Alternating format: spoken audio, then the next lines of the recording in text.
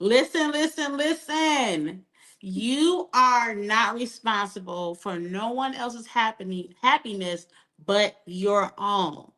All right. This is all to all my caregivers, those who oversee other people's affairs. I want you to remember that this is your time to be poured into tonight. If you don't know who I am and you're new to the channel, my name is Shantanique Langston. I'm your personal and professional relationship coach. I'm also the creator of the Relationship Conference. Welcome to another episode of Beyond Advice Podcast, where we're not giving you advice, we're giving you tangible, practical tools that you can use in real time so that you can have healthy relationships. And tonight we're just doing another segment of the Motherless Child. This is part two. So many gems were dropped in our last episode, and I'm encouraging you to go back to watch that replay. And you can just type in Motherless Child Part 1, and my video should pop up.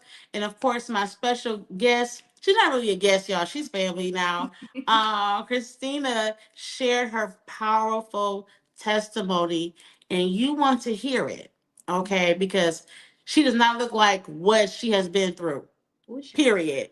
And so tonight we're going to be giving you guys some gems as well when it comes to rewriting your narrative. If you are a caregiver and you're constantly on the go, go, go, and you're doing things for other people and you're getting lost in the sauce, this is for you. And we want to help you to navigate your life. And remember that you're not living for your parents, you're living for you. They're here for a purpose, to give you purpose to live and not be their soul or their responsibility. You still have to learn how to live and navigate your own life. And we are busy people. Between her and I, we are here to tell you that we know it's not easy. Okay. And we're being vulnerable enough to share our life with you all tonight. So without further ado, go ahead, Christina, and introduce yourself to the people. All right. Hi, guys. Nick, thank you so much for inviting me to be on the show. Part one was awesome, so I know tonight is going to be great. For those of you who know me, what up, though, from Detroit, Michigan? I am Christina Mitchell. So for those that don't know me, I have a Guardian Chronicles podcast on Instagram. It's on YouTube as well, new to Facebook. So hello, Facebook people. What I do is I help people obtain guardianship for their loved ones who are unable to take care of themselves. I also assist with caregiving resources for those who are caregivers of their loved ones. That could be mom, dad, it could be children, family members, whoever you may be a caregiver for. I'm the person that you go to get you assistance when it comes to caregiving. Myself, just a little bit here, I am legal guardian and legal co-guardian of my mom and my aunt. And it's been quite the journey, guys. I have 20 years of experience in caregiving. I've been their legal guardians at least for 10 years plus. And I've had a journey of trials, tribulations, and now life is starting to triumph in the right direction. And I decided that I wanted to start my podcast in 2020. Started off as a diary on Instagram, turned into a podcast years after because all the trials and tribulations I went through, I didn't want anyone else having to go through those things. I wanted to make it easier for the next person, whether you're young, whether you're middle aged, whether you're in the wiser years. I wanted to make it easier with resources and help and love and a space where you can express yourself, whether good or bad, when it comes to caregiving. So it means a lot, Nick, that you have me on the show tonight. And it means a lot that you guys really take a listen to both of our stories, because not only do I hope that these stories help to inspire and empower you, but I hope that it gives you a different train of thought in knowing that whatever you may be going through when it comes to caregiving, because unfortunately there are sometimes more down spirals than up, that you're not the only one. There have been others that have been through it, and we have been through it, guys. I mean, through it. So please be sure to put your questions below so that we can answer them. Please, continue to follow and support our platform so that we can all spread awareness together. Thank you for that. Yes, you all don't be shy. No question is a silly question, Mm-hmm. and we are here to be an advocate for you because again, this space no one talks about. There's no one talking about being a caregiver to their parents who of course may not be able to meet them where they need. Like we are adult children, and there are things needs that we need and that our parents cannot give us. So we have to outsource, and that's where the healing comes in. All Mm-hmm. right, so I don't want to jump the gun too quick, but let's go into this a little bit deeper because Okay. last week, again, y'all gotta go back and watch the replay, okay? Because tonight we want to talk about rewriting our narrative, and by starting off, we want to talk about dysfunctional patterns. I'm big on patterns, Mm-hmm. personally, professionally, y'all. And when I see it, I'm like, hold up, let me reflect on what's happening. Mm-hmm. So I want to talk about dysfunctional, recognizing that in relationships, because again, with dealing with our parents, we're already in dysfunction, right? So sometimes that dysfunction bleeds into our platonic and our romantic relationships. Mm-hmm. Come on, somebody. Mm-hmm. So so I want to ask the question, um what dysfunctional patterns did you settle for in relationships? And those who may not know or what dysfunctional mean, I want to give you a little background behind it. So it's unhealthy patterns of behavior, communication, emotional interactions. So like the lack of course communication, mutual respect, Mm-hmm. and sometimes that happens when you are caregiving. And it's very, very, it's like you got to have patience.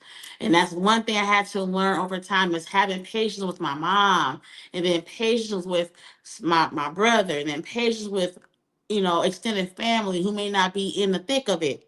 Mm-hmm. Okay. So it's going to be a little touchy, and emotional support.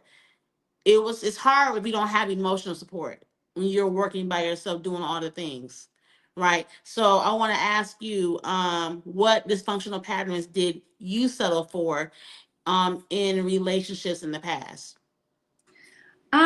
So I can look at that in so many ways. Like it was dysfunction in caregiving for my mom and my aunt in the sense of learning how to communicate with them in the way that they can understand me. And then that frustration sometimes, because it would be frustrating. And it's frustrating because they both have bipolar schizophrenia, guys who are new to me. And I can't always communicate in the way that they understand. And then if I'm in a relationship, like how you were saying, sometimes that would bleed off a little bit because now I would be a little attitudey, a little snippy sometimes because I'm frustrated trying to caregive. And then I'm trying to have a relationship with my partner. And then also I have my friends, my family, and self care. I would say if I had to name what that dysfunction would be, one big one with my mom and my aunt is during their hallucinations. They speak about things that don't necessarily make sense to me because I don't have their condition, but I have to learn to see it through their eyes. So, as an example, my mom will say, I feel like the newscasters in the television are trying to get me, you know? And it's only so many times I've been hearing that since I was like 4 and 5 that I can remember.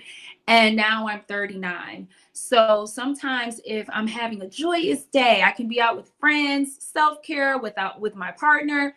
And then I get a call and I'm like, oh, it's mom. Hello. I think the newscasters in the TV are trying to tell me something. That is sort of a trigger and it becomes dysfunction between us because what happens is I have had to learn not to get snappy with her. Like there's nothing in the TV. Nobody is bothering you. And if I speak about where I am currently with that, it's still dysfunction because sometimes I have patience and then sometimes I don't. For old followers, you guys know I'm nice and raw. I'm gonna tell y'all how it is. I'm not gonna sugarcoat nothing. For new followers, y'all gonna know this. My mom and I, we definitely bicker with each other. No, I'm not calling her out her name and all that mess. Of course not. She's my mother. I respect her. But there are times like when she does that, and I'm just like, Ma, there is nobody in the TV that's gonna come and get you. No. You know, now I'm irritated. And she's like, well, forget it then. I shouldn't even called you. Click. And now I'm with, as an example, my boyfriend, or I could be with friends. And now my attitude is disrupted. So now it's like, what's wrong? That was your mom, wasn't it? Yeah, okay, let's just go back to what we was doing. Because here's the thing with this, guys. When your loved one is having that type of episode, there are so many people all over the internet that speak on mental health, and they will say, oh, be patient and you have to be kind and you have to be, at the end of the day, that's always our ultimate goal. And majority of the time, that's how we desire to be, and that's how we need to be. But humanly, we are human, and we're going to have moments of irritation. And that is my dysfunction with my mom as well as my aunt. My aunt runs away. She's a runner is what I call her. She lives in an assisted living home like my mom. I will be having the joyous day, and here it is. My aunt will call me, Tina, the courts want me to come downtown. I'm like, no, they don't want you to come downtown. So I'll play into her hallucination, guys, because I don't want her to run. Because what will happen is she will run. I've learned over time, even if I play into the hallucination or if I don't, she still runs. It Mm. turns into dysfunction because I can't fix it. I can't fix it. This Mm-hmm. is thing that I just have to deal with. This is a form of communication between myself and my mom, who I'm legal guardian of, my aunt, who I'm legal co-guardian of, that I just have to learn to just to deal with it. So what I've done is I'm in therapy. I'm in therapy every 2 weeks. Therapy is great for you guys. We talked about that in the first episode. So please go back and watch as the importance of it. I've learned certain things that I can do to try and just woosah when those moments happen, to minimize that dysfunction. You know, like Nick, I know you feel me with your mom and your brother and everything. Like, oh, yeah, Yeah, it's who you said a mouthful because you, I mean, again, what you just mentioned about the whole episode part and yes. how you play into it and still find out that does not work. Mm-hmm. That happened to me a long time ago. I said never again when I play into her. And so I Yeah. try to my best now to of course stay calm and just Yeah. talk her through it to Yeah. see what's going on. And then of course I let it play out because again you don't want to trigger them. They're Correct. already triggered as it is. You don't want to feed too much into it where they're going to be butting heads with them. But at the Right. same time, sometimes you can't even help it You can't help because it though. Yeah. I've noticed now that the older my mother gets, the more of a baby she becomes. And it's so Mm-hmm. interesting to see her Mm-hmm. like reverse back as like a child. Mm-hmm. And I'm like, okay, Holy Spirit, you're gonna have to help me, show me how to navigate this because Yeah. I want my mom, but at the same time, she's in there, but she's not there. It's a little girl Mm-hmm. in there that I Mm-hmm. have to cater to, right?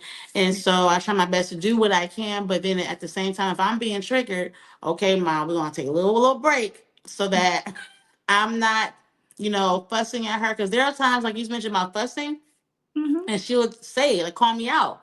I'm like, am I doing that? So I'm like, okay, I don't want to fuss at her, Yeah. because I find myself doing that. I'm like, okay, let me get me together so that I am present with her and she feels safe.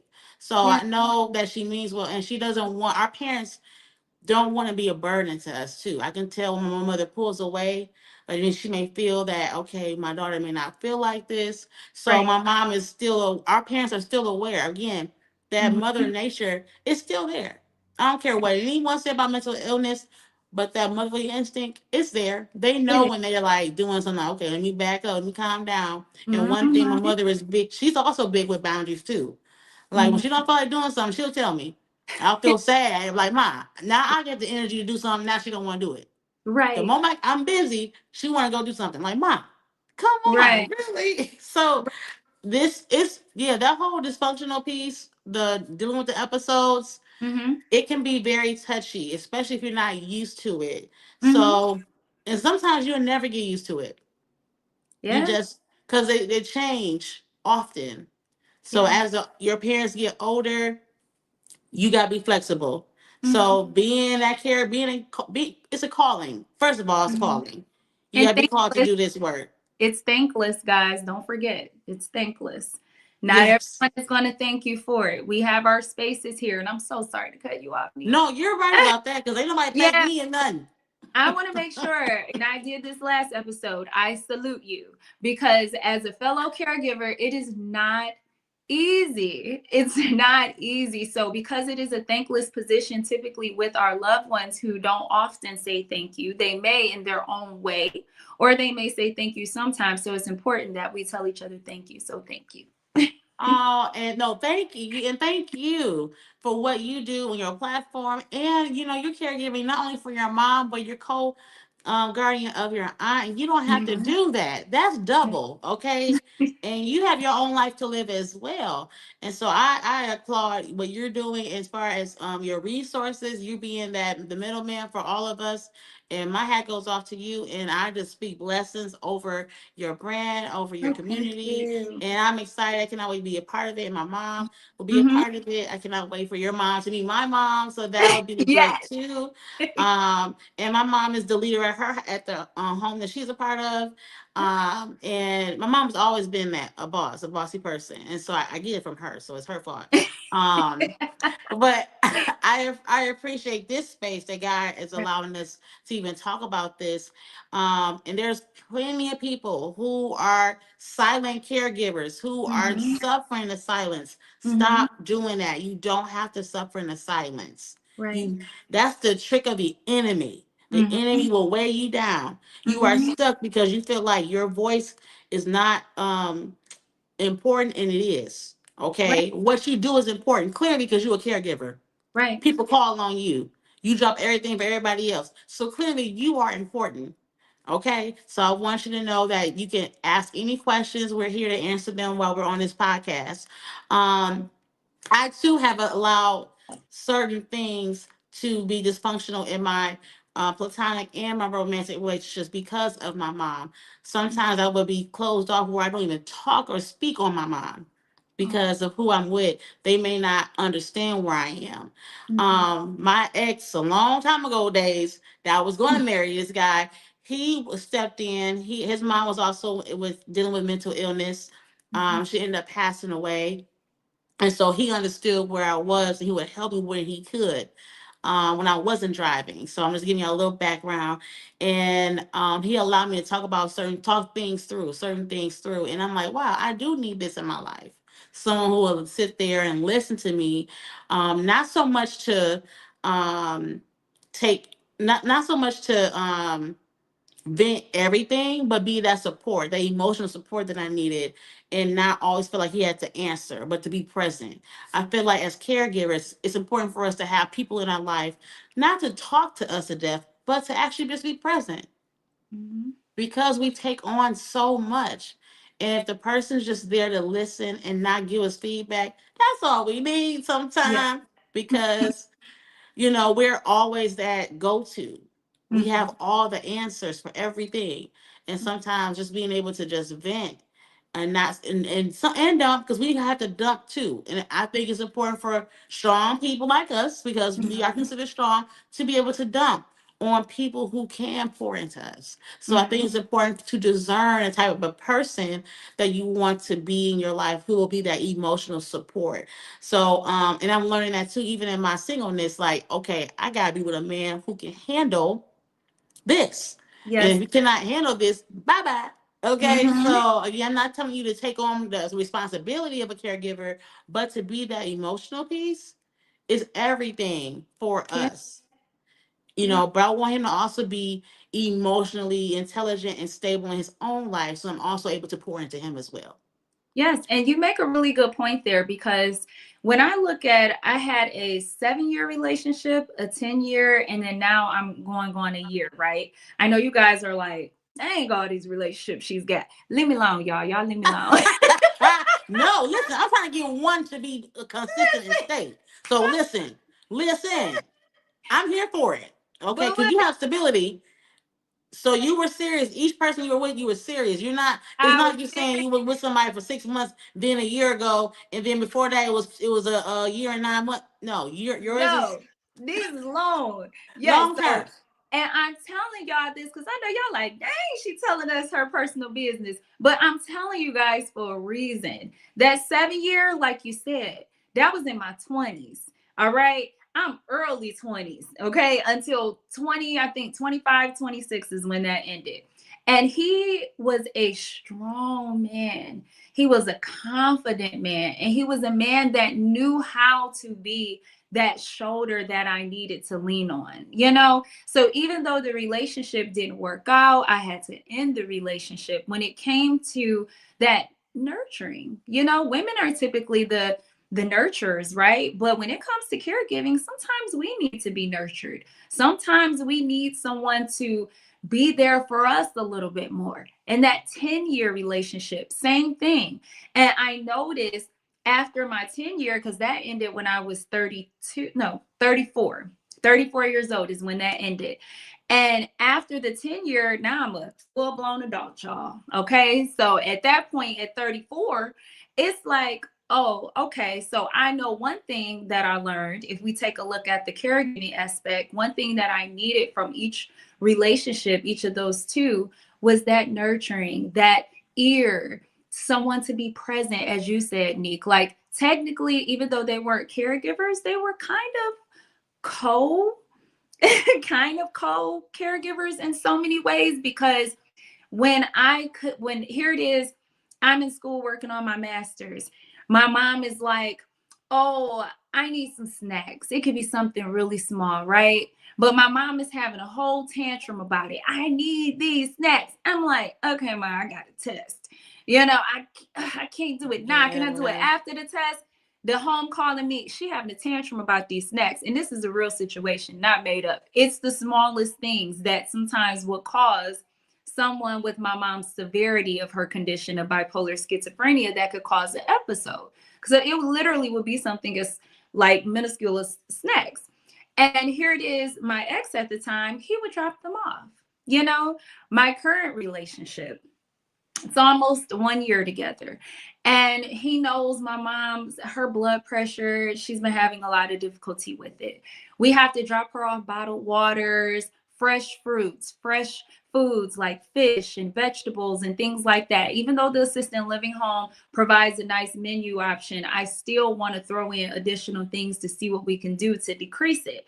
He comes in, he's delivering my mom's waters. He got all these waters on his shoulder, like, hey, mom, what's going on? And, he's being present with me. He's going to the house with me. We deliver her stuff. We going on our date night, having someone that's going to aid in helping you, but not being a quote unquote burden to your partner.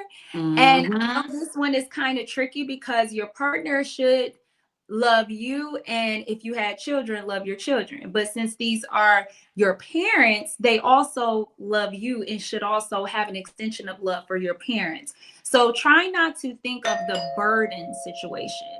Now I would get somebody at my door. Period. Hold on, y'all. Go Hold ahead. on. Period. Go ahead. Go ahead. I hope y'all heard that because that's it right there. That that's a clear example that he is all in. He is solely invested in the relationship. He wants it to work out, so he's there to help co guardian with her mom. And so that is something that I would love to have. Okay. And when that time comes, I would be in position to receive that. So I know as far as caregivers, we are so used to doing all the work. But if someone comes in to lighten that burden for you, let them. Let them. If you have siblings who are able to help, with anything. Let your siblings help you if you're not in a relationship.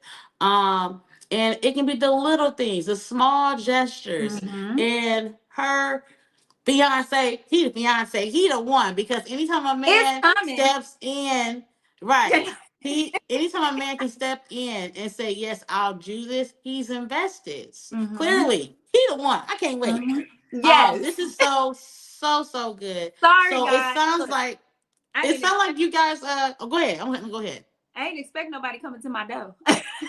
Oh no, you're okay. Sorry, guys. It is okay. Listen, this is we are what is it? This is organic. I love it. Interruptions is good. I've been doing this for a while now. I know how to flow now. So I thank the Girl, Lord for yes. that. Ditto. Ditto. um so clearly you have broken a pattern of dysfunction by allowing someone to help you along the way. Yeah.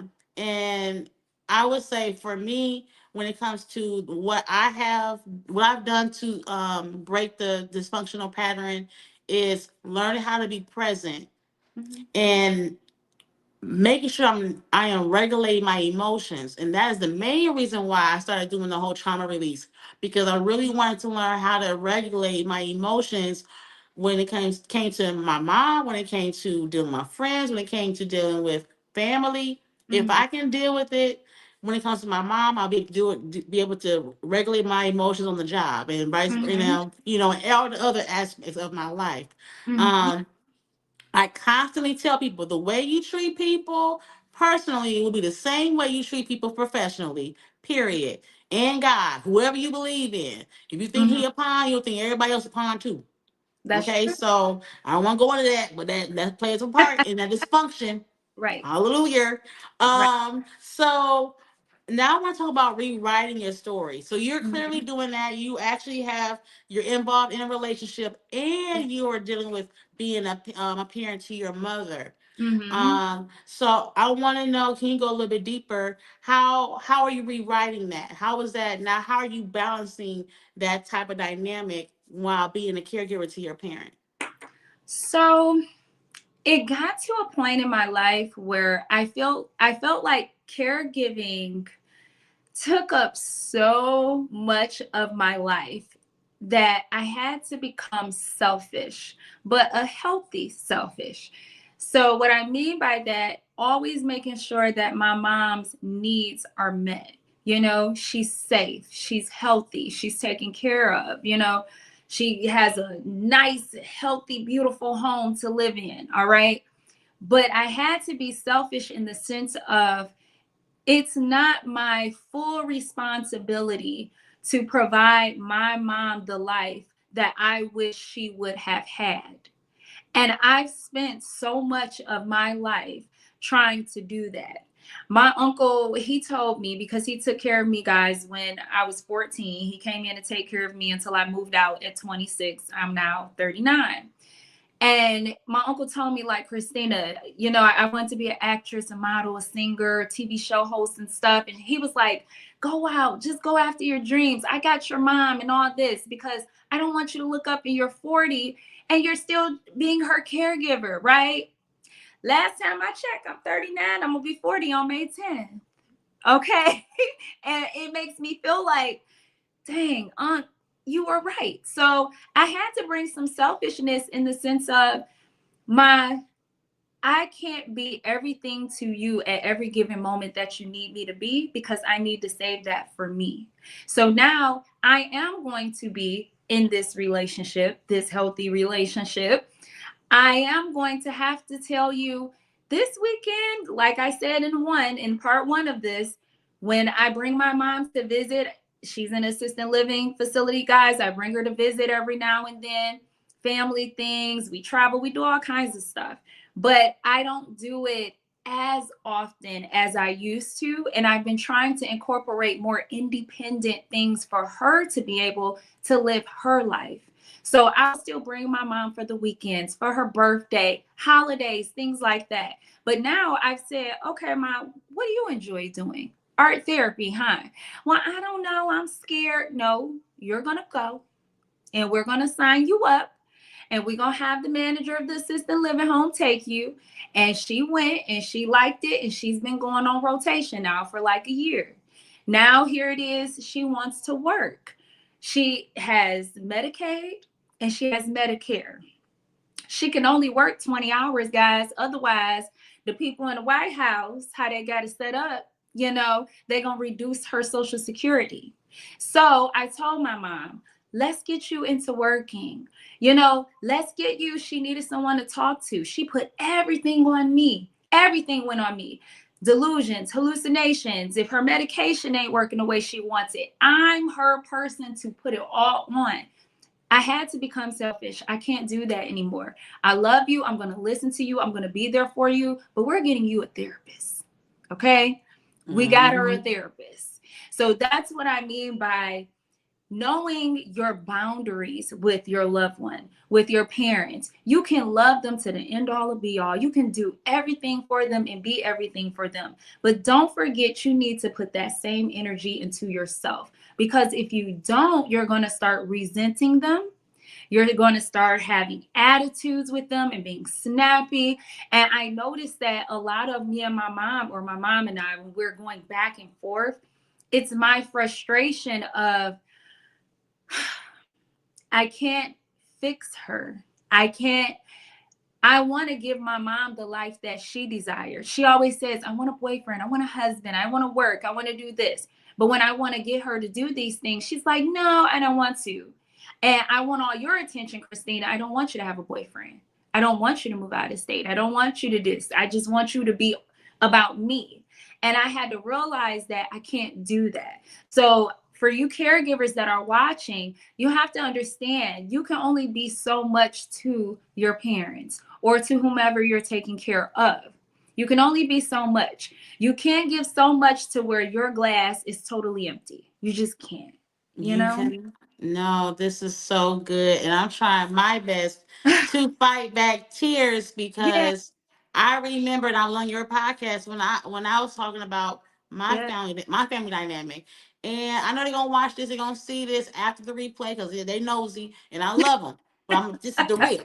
I was told long ago that I would have to sacrifice my purpose. I was in college and I took a 10-year break, like, I mean, almost a 10-year break. And who knew at this point I would have my master's, and Mhm, I would be teaching and I would still work on my business. I had business plans since 06, mhm, and had to put a lot of stuff on hold because my mother and her situation. And I said, this is not it because they had did it for their family members. But we mhm, are not the same mhm, generation. We are mhm. not millennials. We are not the same. We are not our parents. We're not our uncles. We're not our aunts. We're not our godparents. We are not them. You have your life to live as well. And you can manage it and continue to thrive. And it's true because I decided, I said, you know what? I can't take care of my mom. I gotta put her in a facility. So if you're somebody who's caregiving for your parent or loved one in house, and you're frustrated, like you're at your boiling point, Mhm, chances are you're at capacity and you cannot take care of them anymore. mhm. Because my family took care of my mom down through the years when we were in the system, and so she's bouncing around again, unstable, and that's her norm. That's not my norm. Right, Like I right, can't do that, right? right. And so for me to get to a place of stability, and people are shocked to see that, I will tell y'all there are kids out here who are also hopping around thinking that's normal, that's okay. It is not. I'm a teacher, and when they're hopping from one school to the next school, they are missing a lot, okay, when they're hopping. So I'm not trying to step on nobody's toes, but again, I was in the system and I know I had a parent who was dysfunctional, who was always on the run because she constantly thought someone was after her, and there was no one after her. Okay, and I didn't even know what was going on with her mentally until I went to college and started doing some studying. All right, Mhm. so I'm being very vulnerable tonight, sharing that. Yeah. Okay, and I'm just grateful that I can look back and say, God, you did this. Like you put me Mhm, in a position to now help other people and let them know that you can still pursue your dreams. You're never too old to pursue what you've been wanting to do since you were a kid. Yeah. If you wake up and you still think about that thing that you have yet to launch, that means you're called to do it. Just Right. do it. Do Mm-hmm. it with the caregiving. You can do it. You just That. have to Mhm. prioritize your time wisely now. Now it's time to be Mhm. wise about setting those boundaries, like Christina was saying. And so we're gonna go right into that. I was gonna ask you, when did you feel that you weren't enough? But we as a whole other segment, Ooh. I was like, ooh. because that's a whole other thing too when it comes to this caregiving. I'm like, what am I not doing enough of? And your family's watching you, how you're handling things. That's a whole nother. That's why we got to do a extension of this, because there's layers to this this conversation It that is. we need to unpack for people who may not have a voice, but they show up. They show their voice through their actions with their loved one. Mm-hmm. Yes. Yes. I mean, here is the thing too. We feel like we're not enough when our loved ones is still suffering.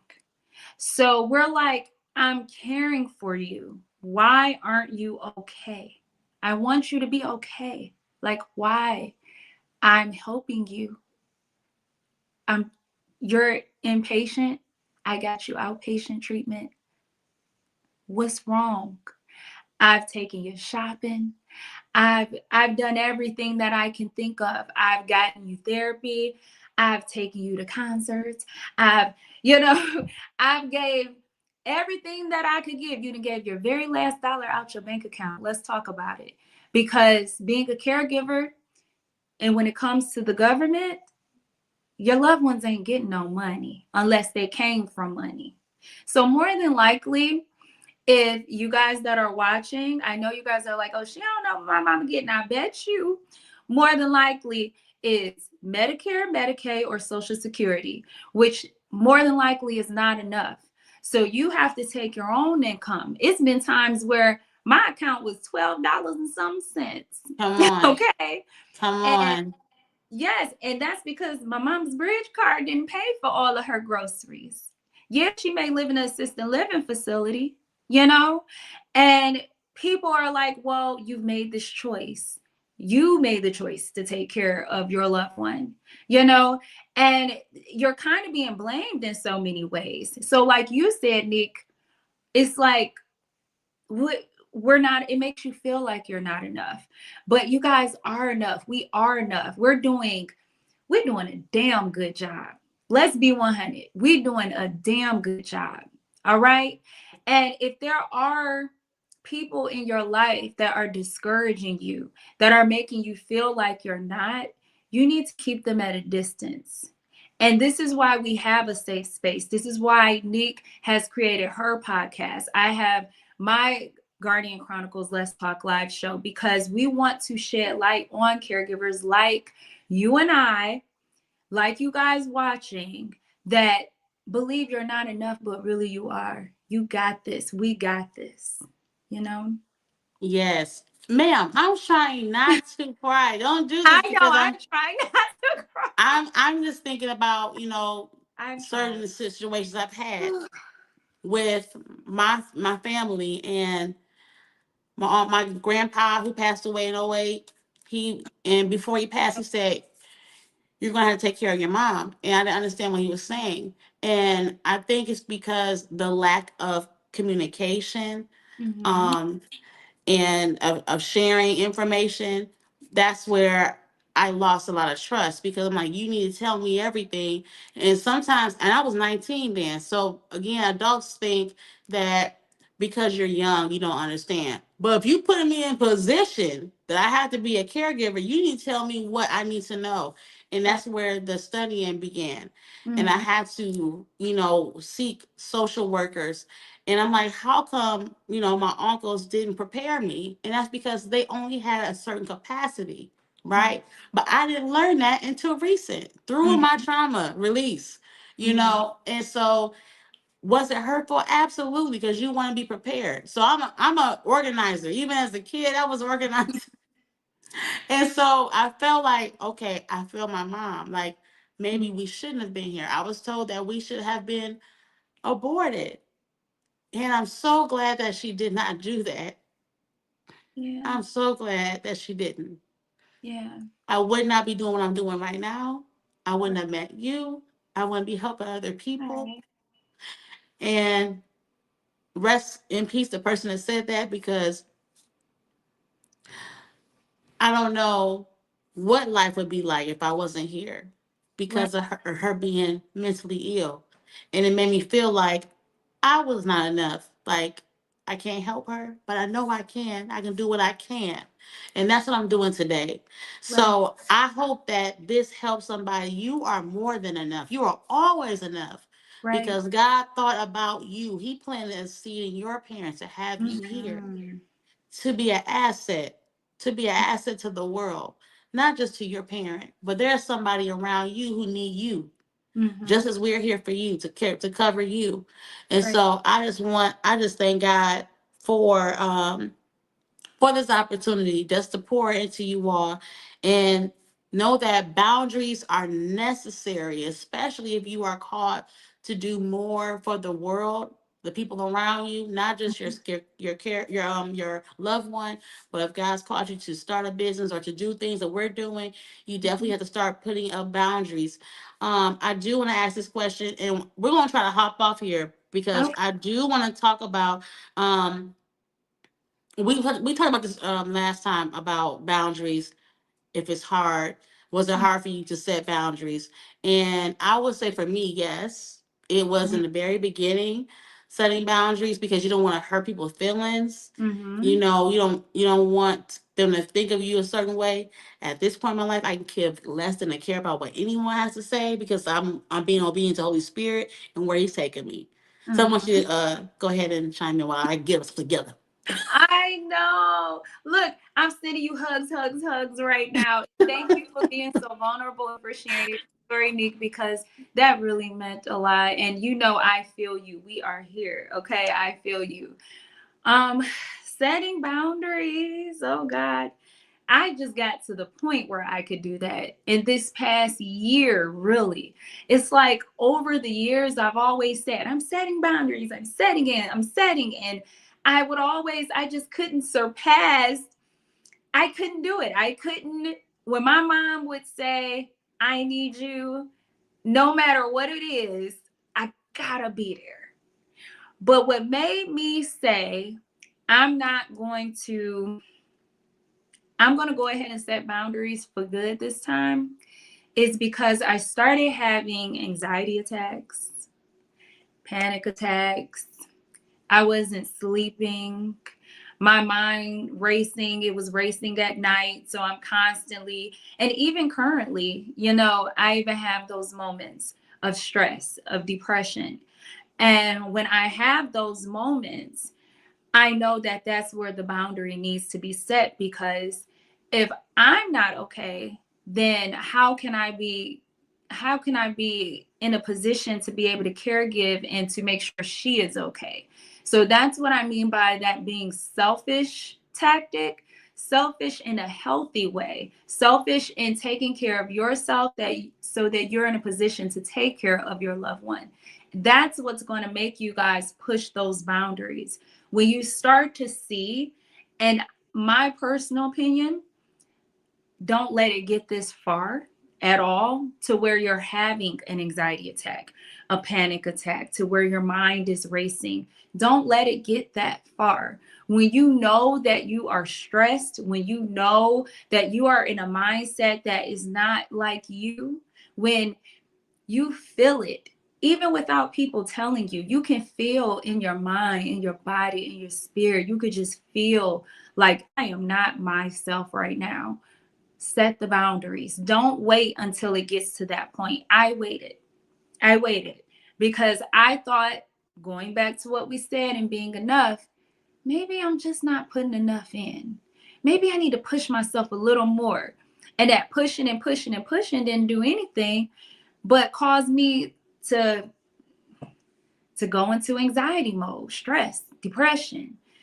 So That's what got me strong enough to set those boundaries and using the power of no, which we talked about in part one. We have to use the power of no. You can love on your loved ones again, get them everything that they desire and need that's within your power. All right. But don't do it to the point to where you have nothing left for you. You have to have something left for you.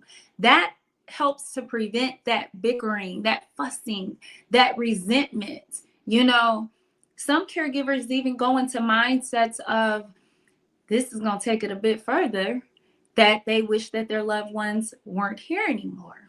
All right. Because they feel like they have such responsibility and they don't want it anymore. They want it to go away. People don't like to talk about those things, but some people Listen, have those mindsets. listen. That has been in my mind several times as I was getting older in this. It has come across mine.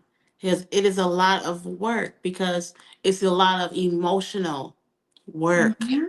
It is. That's why I decided to go and get that trauma release. Yep. Now I don't feel that anymore Mm-hmm. because I'm doing the work. Mm-hmm. So I want you all to consider getting that professional help. You Mm-hmm. know, I said in my last podcast, if you don't know who David McKellar is, go to Instagram, type in David McKellar, okay? Mm-hmm. He is the owner of the Mental Fitness Gym. He will help you understand how to realign your body back to focus.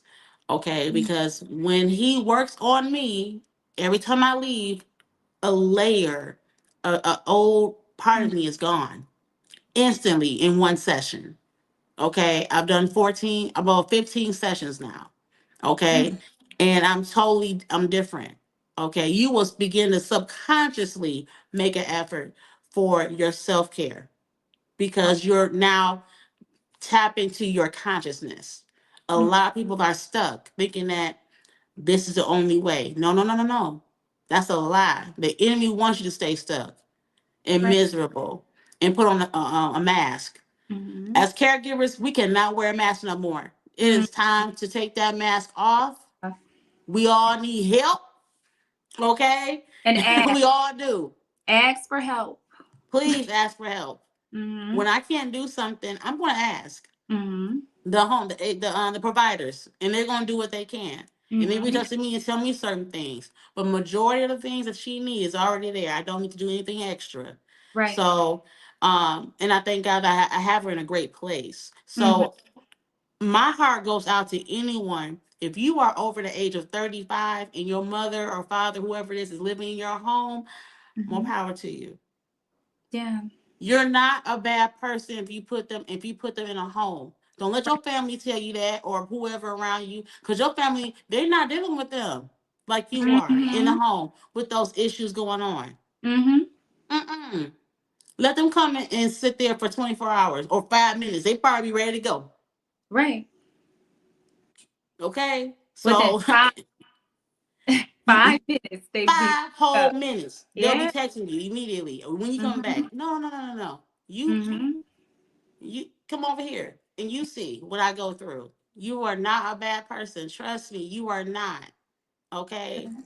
You just gotta make sure that you have a good relationship with where you put your loved one. I don't know Mm-hmm. why I keep going there because somebody is putting on a burden on themselves. You don't have to carry that weight. It's not your responsibility. Mm-hmm. No, when there's help out here. So I'm so glad that Christina has a resource that you can connect with. You have Mm-hmm. questions, you make sure you guys follow her. Her information is right here on the screen. And of course, ask questions about getting resources for your loved one. If again, if it's if it's a burden on you and you know you cannot help them, and Mm-hmm. you're at a cap, you're done. Yeah. You're over it. It's not their fault. You got to make sure you get that help because you don't want to do anything to your loved one or something happens right to you and then they're left alone and Right. now they're awarded to the state. Right. Oh, that's a whole nother show. See? Yeah. Okay. So that's Mm-hmm. yep. We gotta stop it right here. We gotta stop it right here. And I could elaborate a little bit, but I'm not going to. You said enough when it came to the boundaries Because I can go on from, again, from the personal part and also the professional part, how I Mhm. have um how I am setting boundaries today and when I knew it was time. Because your Mhm. body keeps the score. We said it last week, your body tells you That's deep. everything. Mhm. Your body. So if somebody rub you the wrong way about something and that's a trigger, up boundary, Mhm. it's time. Not an That's emotion, but you feel that in your body, not your Mhm. emotion. Emotion separate for your body, okay? And you Mhm. know your body can't handle this next whatever it is, this task that somebody's trying to give you, and you already got 50, 11 things to do. It's a Mhm. no. Just it's a no. Redirect it for Mhm. somebody else to help you. You know what? I can't do it, but so and so can. Because everybody want to love on pull on you because you got that beautiful spirit. I know because I have a beautiful Mhm. spirit. It's no. It is Right. no. You got to be solid in your no and be okay. Listen, they're gonna find somebody else. Yeah, they will. That's the real truth. They're gonna find somebody else. Period. Mhm. But I don't want to go into that. It's a whole other part. We're definitely gonna come back and have Christina. Thank you so much again. Tell the people a little bit about what's coming up. When's your first outing? So, caregivers in the city, we still are getting people together. I want to get a nice chunk of people. So, I want you guys to DM me at Guardian Chronicles on IG. The website is in process. I haven't spoken to Unique about you and your mom yet. I'm trying to get everyone. I had an idea though to speak with my friends who have loved ones in assisted living homes so then we can reach out to the residents and their caregivers. So I was like, that'd be a cool way to get people together. But once I have, I would say a total about 20 people, then I'll get everybody together and we can do our first outing. So please, guys, if you're interested in joining a group that you can be yourself, you can meet other caregivers. We can go out together. We can go to lounges. We could go to Paint with a Twist. If you reside in Michigan, if you're virtual, we're going to have virtual things we could do. We could work out together. We could do journals. We could do vision boards. We can do all kinds of things with your loved ones. If you live in the state of Michigan, again, we want to get everyone together, have things for our loved ones to do, but also have things for caregivers to do. So, caregivers in the city is still in process. I'm getting everyone together. So, please reach out if you want to be a part. I would love for you guys to be a part. I have this vision in my mind that I really believe God bestowed, y'all. So, help me manifest this into a reality. And I appreciate everyone who does decide to reach out. And if you're afraid, again, you can send a DM. If you're afraid to put it in the comments, if you're a little shy, please do that. But it's Guardian Chronicles on all platforms and just reach out to me. And I would love to be a help to you guys. And I would love for you to join the group. Yes, I'm so excited. I cannot wait. I think you should definitely reach out to the homes to see if Yeah. those their family members would be interested in doing that. I think that's a great extension. You just never know. And then of course your those who are influencers on social media, I mean, that Mhm. could be a campaign that you do. We Yeah. all just chime in and let people know, hey, we're doing this with our loved one. Um that's a whole we can talk about that offline. We gonna So talk, girl. yes, yes. Thank you again so much for coming on. And Thank you all next week. I think I'm not sure. I don't want to say it yet, but I might go live and do the next part of my series. You guys know if you're watching, it's called The Basics of Relationships. And so we did mastering the active listening. We did that one last month. This month is April. And so I'll be talking about mastering nonverbal communication. Listen, I don't know about y'all, but my face says a lot. I got students and they know when I want them to be quiet. We in the hallway, they embarrass me. They know, okay, let me get together. But you. that's just one aspect of nonverbal. But there's a whole other part that we need to learn when it comes to mastering nonverbal communication with our spouses. Mhm. When it comes to our family, we need to know how to lean into those nonverbals. Mhm. Um, and people try to shortchange it, but look, I got a whole course on it. So I'll be giving you guys some of those, the what, the why, and the how to on how to master nonverbal communication Mhm. next Tuesday. So make sure you guys tune in for that. And thank you so much, Christina, for being on. Thank you, those who are Thank you. watching this, those who watch the replay. Make sure you share this with anyone you know who may be going through this, who's a caregiver, who can benefit from the services that Christina has right here in the state of Michigan. And we'll see you all in our next video. God bless. Hey guys.